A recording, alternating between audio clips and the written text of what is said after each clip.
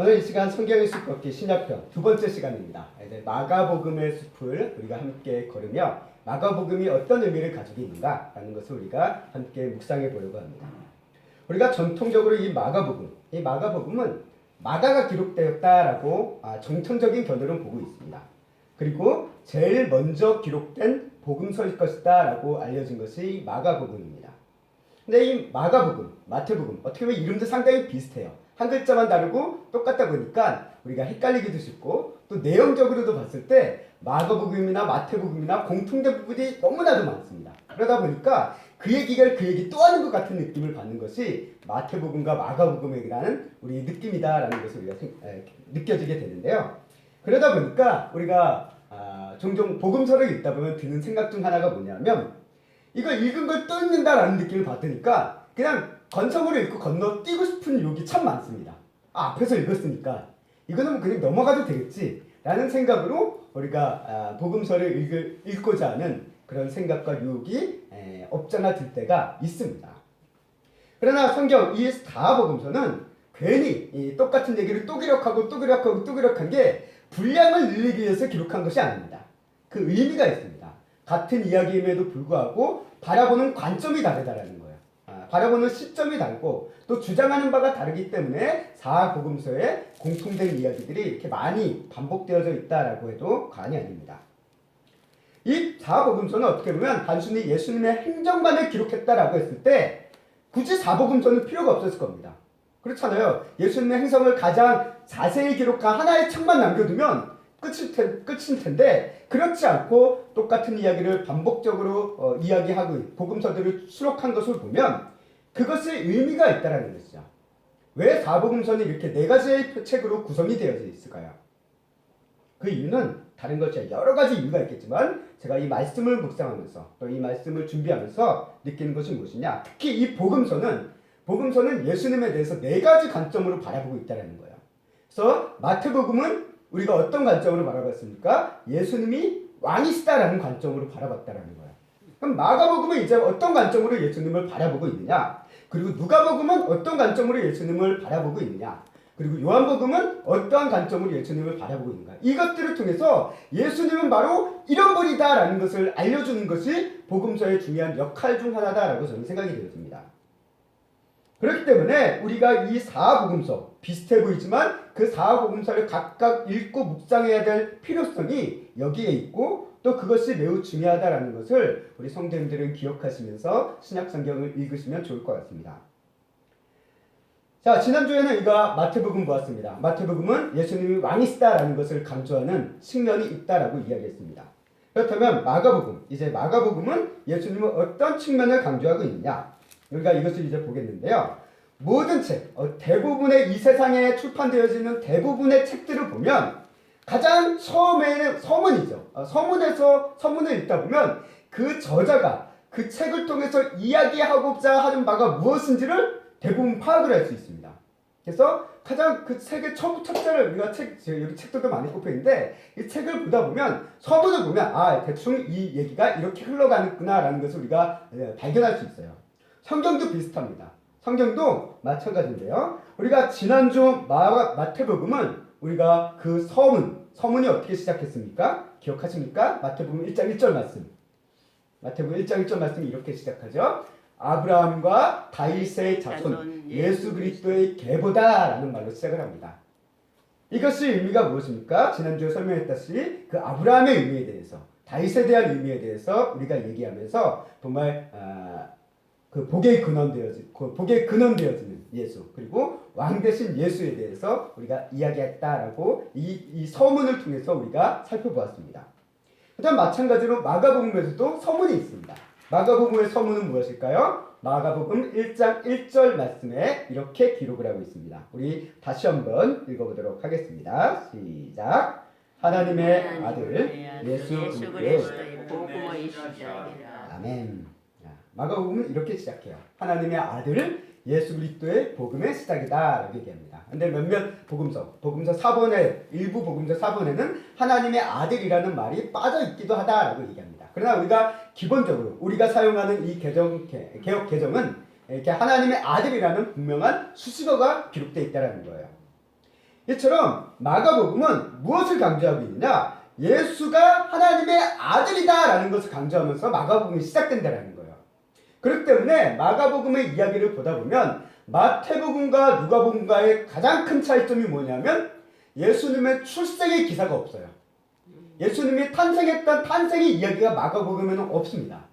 없어요. 그래서 마태복음에는 있고 누가복음에는 다 예수님 탄생 기사가 있잖아요. 근데 마가복음에는 없어요. 그 이유가 뭐냐라고 했을 때 마가에게 중요한 것은 예수님의 탄생이 어떻게 되고가 중요한 게 아니에요. 뭐가 중요하냐? 그에게 중요한 것은 예수가 하나님의 아들이다라는 것이 중요하다는 거예요. 그래서 이 마가복음의 시작은 무엇으로부터 시작되냐면 세례 요한에 대한 이야기로 시작되어지고, 그리고 세례 요한을 통해서 세례를 받으시는 그 예수님을 통해서 어떤 장면이 가장 먼저 나오냐면 이런 말씀이 나옵니다. 마가복음 11장 11절 말씀 함께 읽겠습니다. 시작. 하늘로부터 소리가 나기를 너는 내 사랑하는 아들이라 내가 너를 기뻐하노라 하시니라. 아멘. 이게 마가복음의 가장 처음에 기록된 사건이라는 거예요. 하나님의 말씀, 어떤 말씀입니까? 내 사랑하는 아들이다라는 거예요. 예수가 나의 아들이다라는 이 선언의 말씀부터 마가복음이 시작된다는 거예요. 표제어도 하나님의 아들이라는 예수 그리스도로 시작되어졌지만 그것을 입증하기 위해서 또 하나의 사건을 들이미는데 그것이 뭐냐? 세례 요한의 사건을 통해서 하나님께서 직접적으로 입증하셨다는 거예요. 예수는 나의 아들이다라고 입증하시면서 이 말씀이, 이 복음이 시작되어지고 있다는 것입니다. 그렇다면 우리는 이 마가복음을 바라보면서 하나의 질문을 던질 수 있습니다. 그건 뭐냐면 예수님께서 하나님의 아들이라는 게 왜 중요할까요? 왜 중요할까요? 뭐 이제 신학적으로 보면 여러 가지 복잡한 얘기를 할 수 있겠지만 우리가 단순히 마가복음을 보면서 성경적으로 보면서 그 의미를 찾아보려고 합니다. 가장 처음 우리가 예수가 하나님의 아들이라는 이 사실이 왜 중요하냐라고 했을 때 이것은 우리가 마태복음을 좀 볼 필요가 있는데요. 마태복음 11장 27절 말씀을 보면 예수님께서 이런 말씀을 하시는 것을 보게 됩니다. 마태복음 11장 27절 말씀 함께 읽겠습니다. 내 아버지께서 모든 것을 내게 주셨으니 아버지 외에는 아들을 아는 자가 없고 아들과 또 아들의 소원대로 계시를 받은 자 외에는 아버지를 아는 자가 없느니라. 아멘. 가장 그 첫 번째 예수가 하나님의 아들이라는 가장 중요한 첫 번째 이유가 뭐냐면 하나님의 아들이신 예수가 아니라면 어느 누구도 하나님을 알 길이 없기 때문에 그것이 가장 중요하다는 거예요. 그래서 아버지 외에는 아들을 아는 자가 없다는 거예요. 그리고 아들과 아들의 소원대로 계시를 받은 자 외에는 아버지를 아는 자가 없대요. 결국 이것이 무엇입니까? 예수님께서 하나님의 아들임을 알도록 계시를 받은 자. 그게 누굽니까? 오늘날 우리에게 보면 믿음의 사람들이에요. 예수님을 믿는 사람들입니다. 그 믿는 사람만이 하나님을 알 수 있다는 거예요. 우리의 믿음, 우리의 신앙의 고백은 뭡니까? 예수가 하나님의 아들이라는 것을 믿는 그 믿음으로부터 시작된다는 거예요. 아멘. 우리의 믿는 믿음은 이게 중요합니다. 여기 이 근거가 있다는 거예요. 단순히 예수님께서 십자가에서 죽고 부활하셨다라는 이 사건이 물론 핵심이긴 하지만 이 사건의 가장 큰 전제가 무엇이냐면 예수님께서 십자가에서 죽고 부활하시는 그 모든 과정의 전제는 그 예수가 하나님의 아들이라는 전제가 있기 때문에 의미가 있다는 거예요. 그것이 없으면 예수님의 십자가의 죽음? 그게 뭐 그냥 사람이 죽는 거잖아. 죄인이 죽는 거잖아. 라고 이야기할 수 있다는 거예요. 뭐 부활의 사건은 좀 다른 얘기긴 하지만요. 그렇기 때문에 예수님께서 하나님의 아들이라는 것을 믿는 이 가장 큰 전제가 복음의 시작일 수밖에 없다는 거예요. 그래서 마가복음이 얘기합니다. 하나님의 아들 예수 그리스도의 복음의 시작이다 라고 얘기합니다.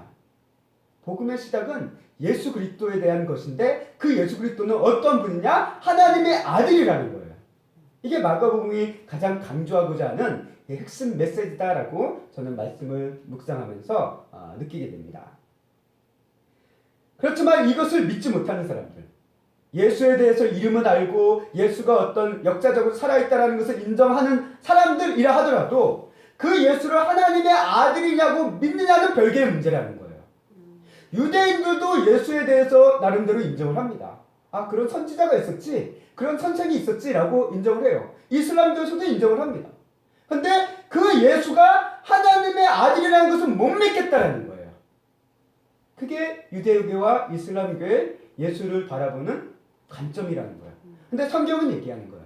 그 예수는 어떤 분이냐? 하나님의 아들이다라는 것을 선언하면서 오늘 마가복음이 시작되고 있다는 거예요. 두 번째로 예수가 왜 하나님의 아들이라는 것이 중요한 이유가 뭐냐면, 예수님께서 하나님의 아들이라는 이 사실은 당시의 시대 속에서, 그 당시의 시대상 속에서도 중요한 의미를 가지고 있습니다. 예수님께서 살아가던 시대, 우리가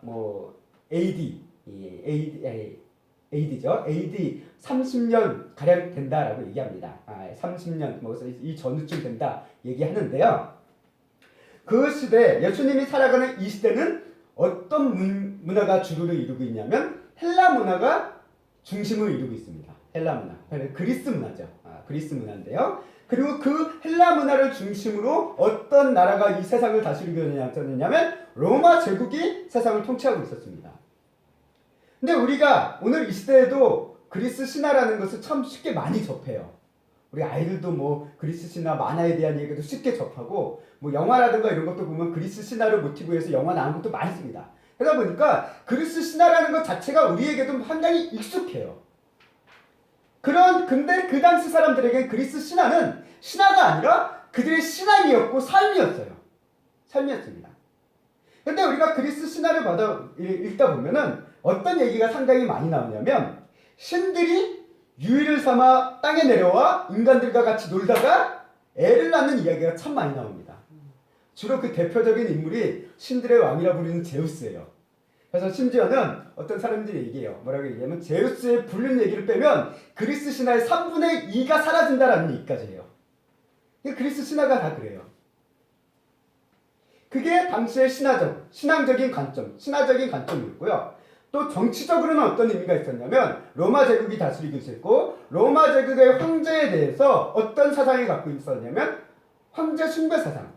달리 얘기해서 황제가 신이다라는 그런 정치적인 이슈들이 있었다는 겁니다. 정치적인 통치 방법들이. 그러다 보니까 결국 그리스 신화도 그렇고 로마의 어떤 정치 체계를 통해서 세상 가운데 깔려져 있는, 이야기되어지는 것이 뭐냐면 수많은 하나님의 신의 아들들이 있고 수많은 신들이 지금 이 땅에 있는 거예요.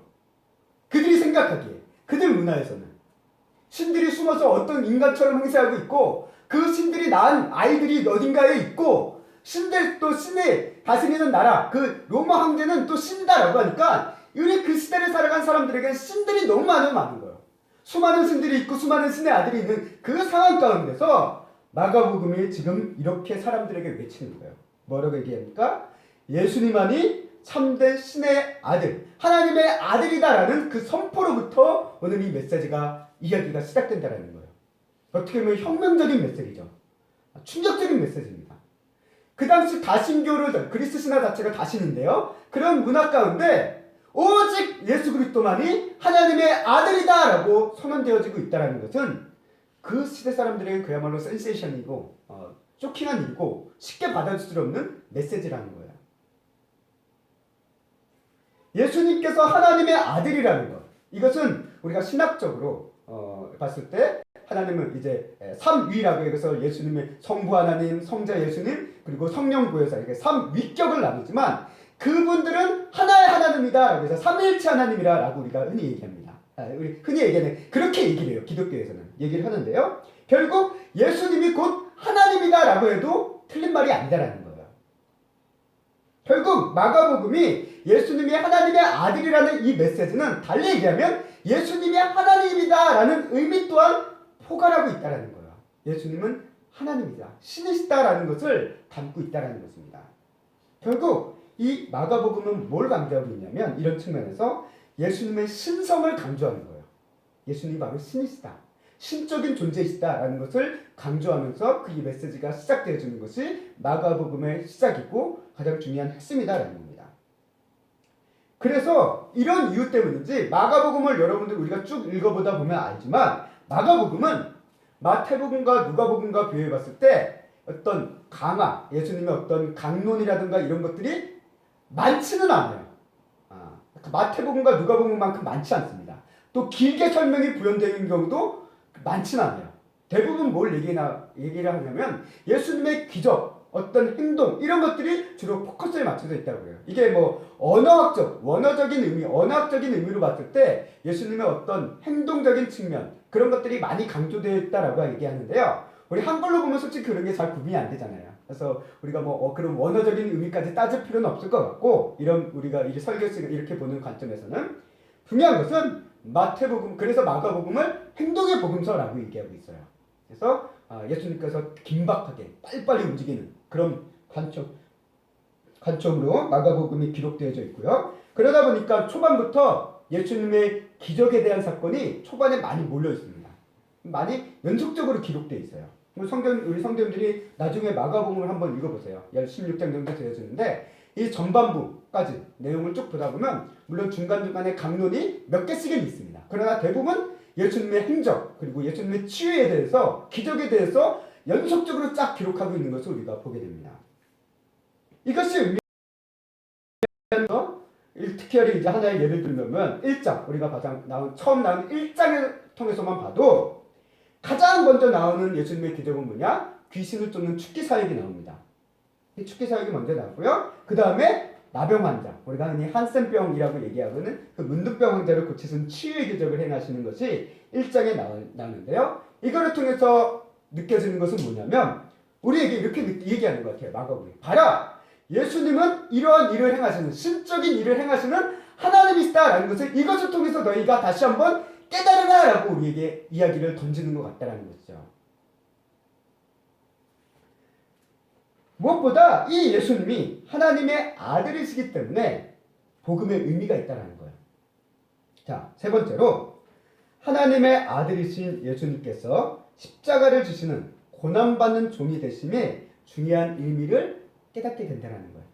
우리가 전반부는 어떻게 마태복음을 구분하면 크게 세 부분으로 나눌 수 있다고 그래요. 이게 이 세 부분을 나누는 것은 지역적으로 나눕니다. 갈릴리 지역, 마지막에 예수님 예루살렘 이렇게 해서 예수님께서 이렇게 이동하는 행적을 기억하는 그런 세 부분으로 지경을 나눈다라고 얘기했는데요.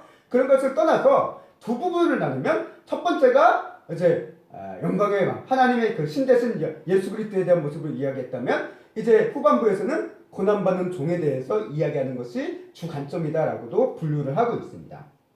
결국 이게 만약에 예수님이 하나님의 아들이 아니시다라고 한다면 복음은 우리에게 의미가 없다라는 거예요. 생각해 보세요. 한남 목수, 그다음 평범한 직업을 가진 한 인간의 아들의 삶이 도대체 무슨 좋은 소식이 될 수 있겠습니까? 그 시대에 널려 있는 게 목수의 아들일 거예요. 예수님만 유일하게 목수의 아들이 아닐 거예요. 수많은 목수의 아들이 있을 거예요. 그 중에 한 사람이 예수였어요.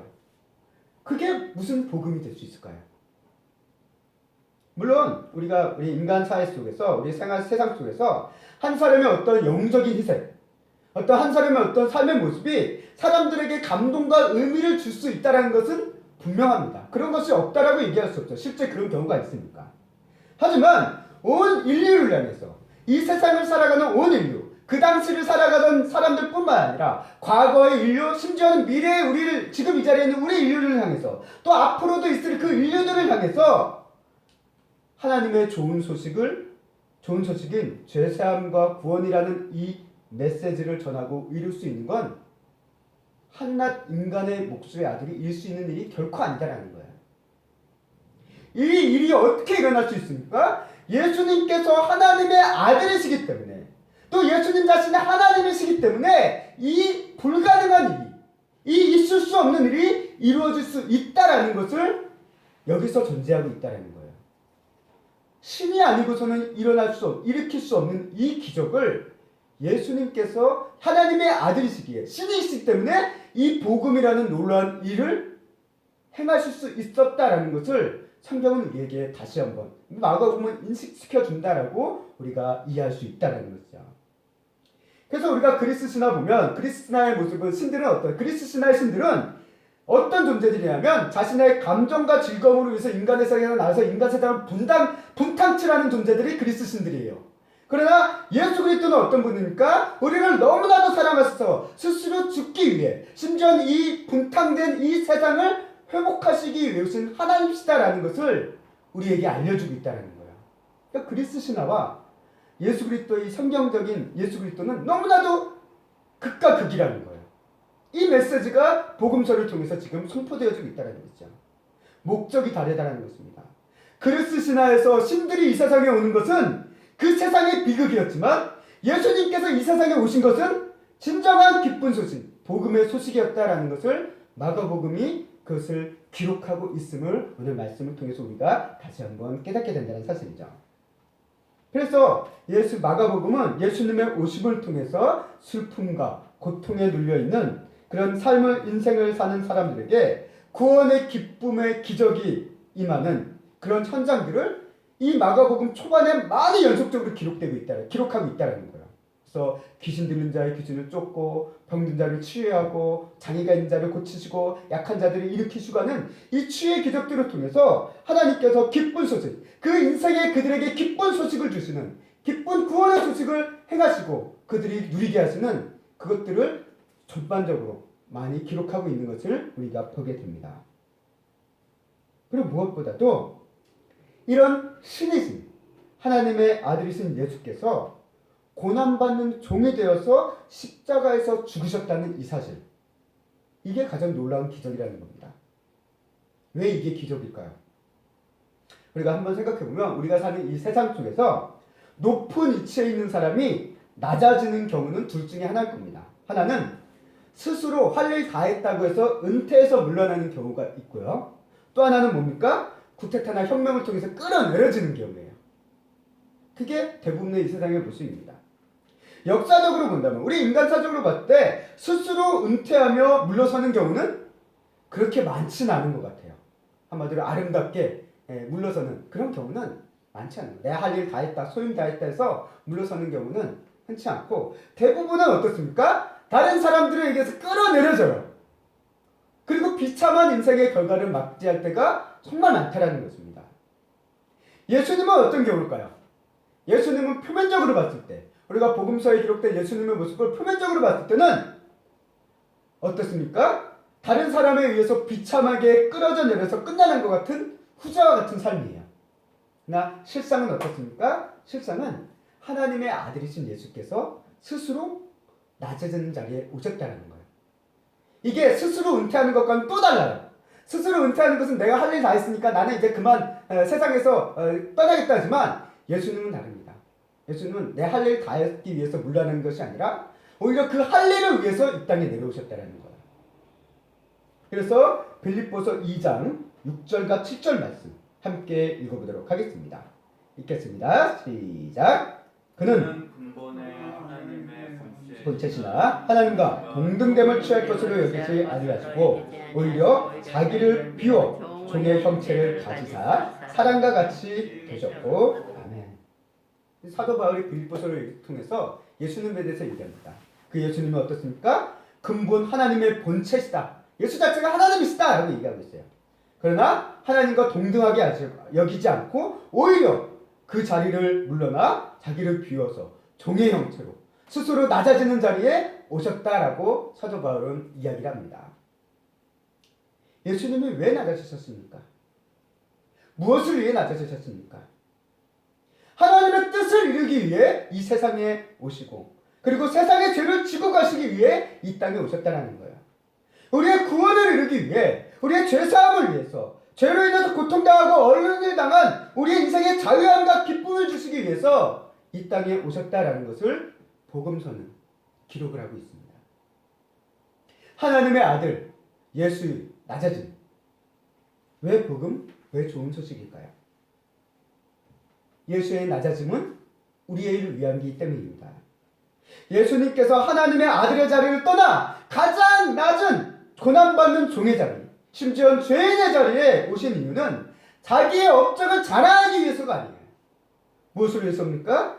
우리를 사랑하시기 때문에, 우리를 구원하시기 위해서, 그러니까 하나님의 복음의 기쁜 소식을 전해주기 위해서 이 땅에 오셨음을 성경을 얘기합니다. 마가복음은 이 하나님의 아들이신 예수가 낮아짐으로 우리에게 오셔서 시작하신 일들을 기록함으로, 그래서 마가복음의 시작이 하나님의 아들 예수 그리스도의 복음의 시작이다라고 이야기하며 마가복음서가 기록되고 있다는 거예요. 하나님의 아들이 낮아지셔서 이 땅에서 하신 일들이 이러한 일들이었다.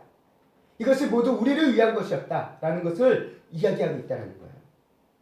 그래서 사단의 권세 아래 옥는 자들을 자유케 하고 병든 자와 약한 자들을 치유하고 고침을 통해 새로운 삶을 살기 시작하게 하셨다라는 것을 오늘 마가복음은 분명하게 기록하고 있습니다. 그렇다면 이제 오늘 마가복음을 우리가 묵상하면서 예수님께서 하나님의 아들이 되셨다라는 이 사실, 하나님의 아들이라는 이 사실이 우리에게 어떤 의미로 다가올 수 있을까요?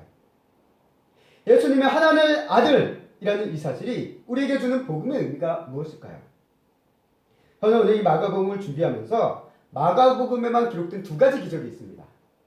다른 복음서에는 이 사건을 간략하게 하고 있든지 아니면 기록 자체가 없는 마가복음에만 있는 기적이 딱 두 개가 있습니다. 하나는 마가복음 7장에 나와 있는 귀먹고 말 더듬는 사람을 고치는 기적이 하나고요. 마가복음 7장 31절과 37절 말씀입니다. 또 다른 하나는 마가복음 8장에 벳세다의 한 소경, 시각장애인이죠. 시각장애인을 고치시는 기적. 마태복음 8장 22절과 26절 사이에 기록된 두 가지 기적이 있습니다. 그리고 이 두 가지 기적은 공교롭게도 마가복음의 가장 중간에 기록되어 있습니다. 중간에.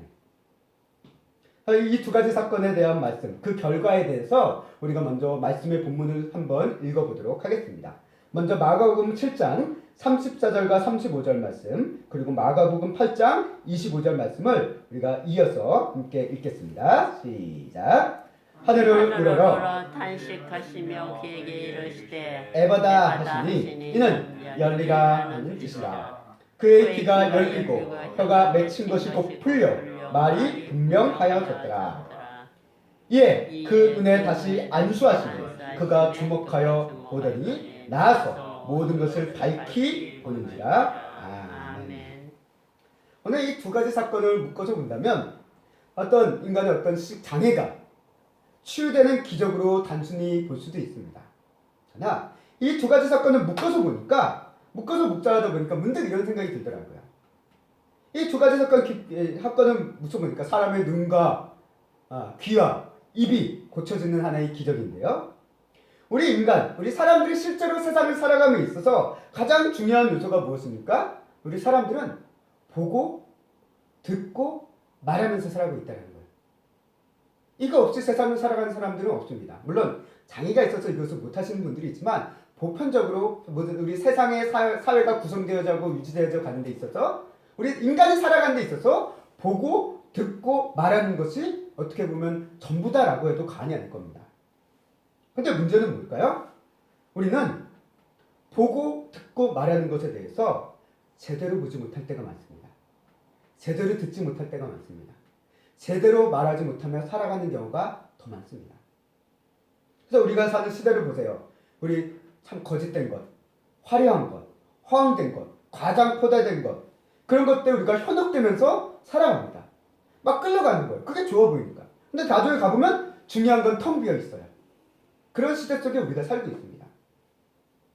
또 우리가 수많은 시대의 소리를 들으며 살고 있습니다. 요즘 뭐 유튜브라든가 어디 보면 SNS 보면 수많은 소리들이 많아요. 자기 주장 이야기 많습니다. 근데 정작 그 얘기를 듣다 보면 진짜 중요한 얘기를 우리가 놓칩니다. 거짓의 소리, 분열의 소리, 갈등의 소리, 미워하는 소리들 많이 있어요. 근데 우리에게 정말 중요한 소리는 잘 들리지 않는다는 거예요. 우리 입술로 말하며 살지만 이 입술로 어떻게 사용합니까? 상처를 상대 입히고 상처 입히고 또는 그 말 때문에 나 자신을 또 상처 입히며 살아가는 우리의 모습도 볼 수 있다는 거예요. 그래서 말씀에 보면 잠언서에도 있고 우리 성경 야고보서 말씀에도 있지만 우리 혀를 잘못 사용하는 것에 대해서 경고하는 경우에 성경에 참 많이 있습니다.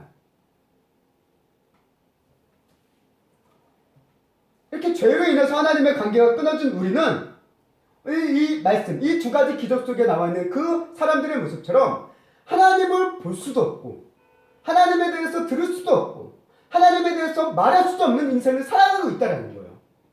그게 우리의 현실이라는 것입니다. 귀가 있어도 듣지 못하고 잘못 들으며 살아가는 인생, 남의 이야기를 전혀 듣지 않으며 살아가는 인생, 입이 있어도 제대로 말하지 못하고 상처를 주고받으며 내 할 말만 하며 살아가는 그런 인생,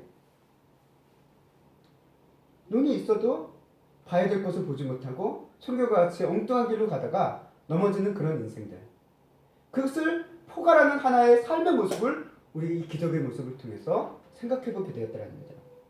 그래서 이사야서 43장 8절 말씀을 보면 하나님께서 이스라엘 백성들을 향해서 뭐라고 얘기하십니까? 너희가 눈이 있어도 보지 못하고 귀가 있어도 듣지 못하는 이 백성들이다 라고 얘기하시는 것을 우리가 보게 됩니다. 그게 뭡니까? 영적인 장애가 있는 자들, 그런 자들을 향해서 지칭하고 있는 하나님의 말씀이었습니다.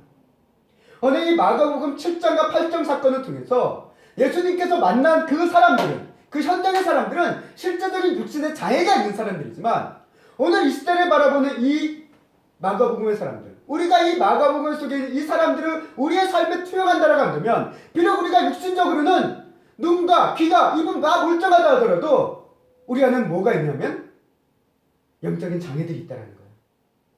하나님의 나라를 바라볼 수 있는 영적인 소경이고, 하나님의 소리를 듣지 못하는 영적인 귀여움이고, 하나님의 말씀을 할 수 없고 말하지도 않는 영적인 벙어리들과 같은 그런 존재들이 우리들이다라는 것을 보여주는 하나의 사건이다라고 생각이 되었습니다.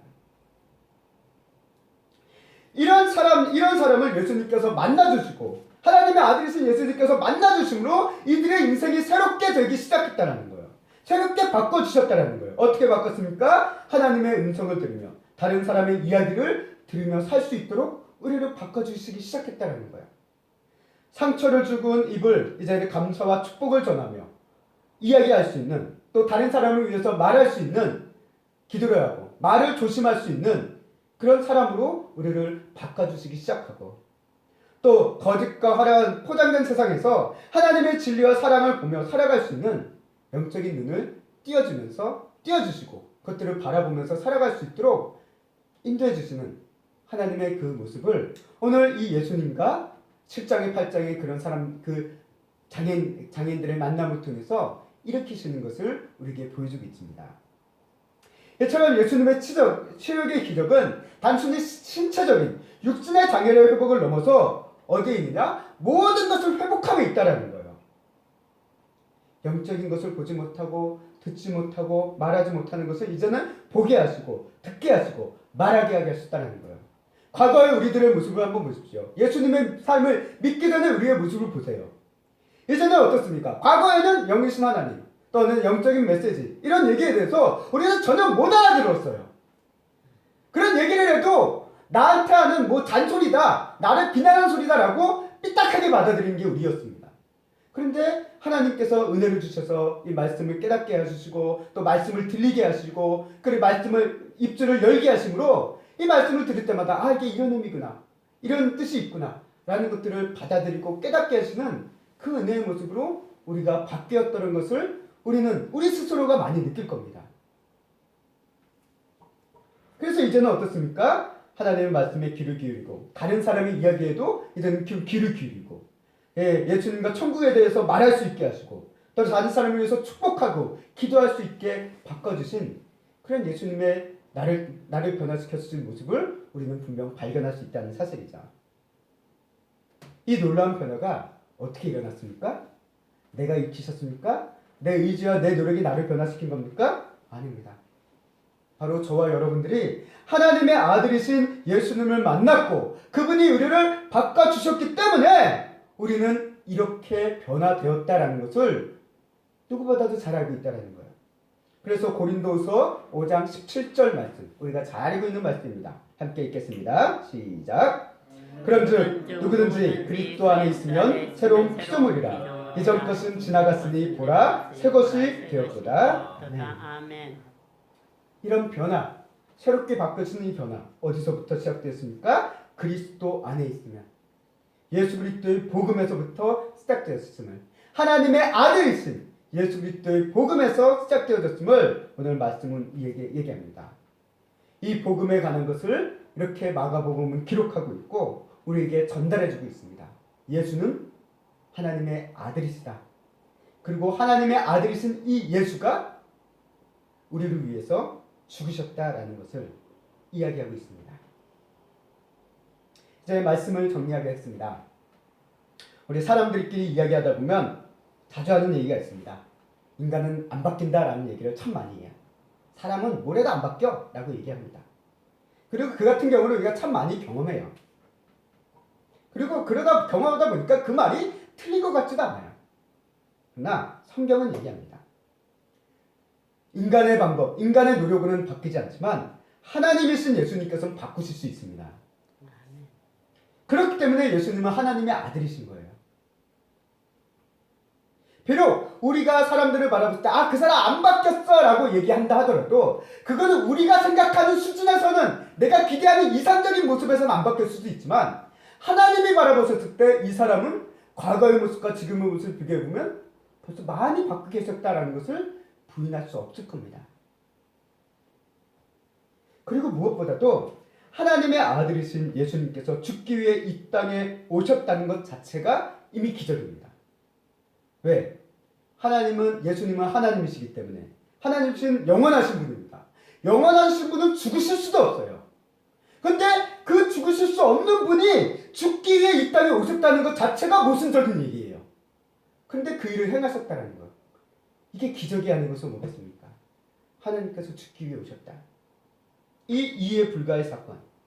그래서 마가복음 제일 마지막에는 이 메시지를 전하는 겁니다. 마가복음 16장 15절 16절 말씀 다시 한번 함께 읽겠습니다. 시작. 또 이르시되 너희는 온 천하에 다니며 만민에게 복음을 전파하라. 믿고 세례를 받는 사람은 구원을 얻을 것이요 믿지 않는 사람은 정죄를 받으리라. 아멘. 아멘. 복음을 전파하는데 그 복음을 믿는 사람은 구원을 받고 믿지 않는 사람은 정죄를 받는데요. 무엇을 믿을까요? 이 복음의 내용이 무엇입니까? 여러 가지 관점을 얘기할 수 있지만 마가복음에서 얘기하는 것은 분명한 것은 예수가 하나님의 아들이라는 것을 믿으라는 거예요. 하나님의 아들이라는 거. 이런 믿는 자에게 구원을 주시는 하나님의 은혜. 그것을 오늘 말씀은 우리에게 얘기합니다. 내가 바뀌고 변화되어야지 구원을 받는 것이 아니라 내가 구원을 받았기 때문에 바뀌고 변화가 시작되어졌다는 거예요.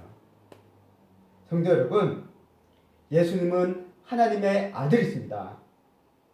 오늘 우리가 이제 마가복음을 읽으실 때마다 예수님의 하나님 되심, 또 하나님의 아들 되심을 더 확실하게 믿고 말씀을 읽고 또 은혜를 받을 수 있는 우리 귀한 성도님들이 되시기를, 저와 여러분들이 될 수 있기를 주님의 이름으로 간절히 소망하고 축원합니다. 아멘.